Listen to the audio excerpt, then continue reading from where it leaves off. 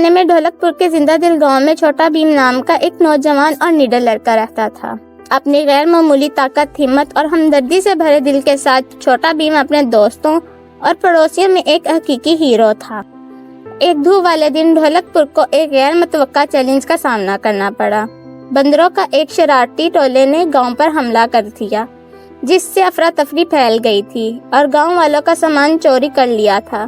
بندروں کا شرارتی لیڈر مومو خاصاً پریشان تھا۔ چھوٹا بھیم، جو ہمیشہ دوسروں کی مدد کے لیے تیار رہتا تھا، اس نے معاملات کو اپنے ہاتھ میں لینے کا فیصلہ کیا۔ اس نے اپنے وفادار دوستوں کو جمع کیا، جن میں راجو، چٹکی، جگو، کالیا شامل تھے، اور انہوں نے مل کر بندر کے فساد کا پرامن طریقے سے حل کرنے کا منصوبہ بنایا۔ چھوٹا بھیم نے اپنے تیز سوچ کے ساتھ گاؤں میں ایک عظیم میلہ منعقد کرنے کا مشورہ دیا۔ میلے میں مزیدار دعوتیں، جاندار موسیقی اور دلچسپ کھیل شامل ہو گئے۔ گاؤں والوں نے جوش و خروش سے بچوں کے ساتھ اس تقریب کی تیاری کے لیے ہاتھ ملایا۔ جیسے ہی میلے کا دن آیا، ڈھول کے جاندار تھاپ پورے گاؤں میں گونجنے لگی۔ شرارتی بندروں کی توجہ اپنی جانب مبذول کری۔ تہواروں سے متاثر ہو کر مومو اور دوسرے بندر جشن میں شامل ہونے کی مزاحمت نہیں کر سکے۔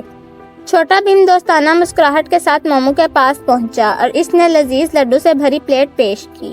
مومو اس اشارے سے متاثر ہو کر اپنے ساتھی بندروں کے ساتھ دعوتیں بانٹنے کا فیصلہ کیا۔ ماحول افراتفری سے خوشی میں بدل گیا جب بندر گاؤں والوں کے ساتھ مل کر ناچ رہے تھے، جس سے ایک اہم ہنگی کا جشن منایا گیا۔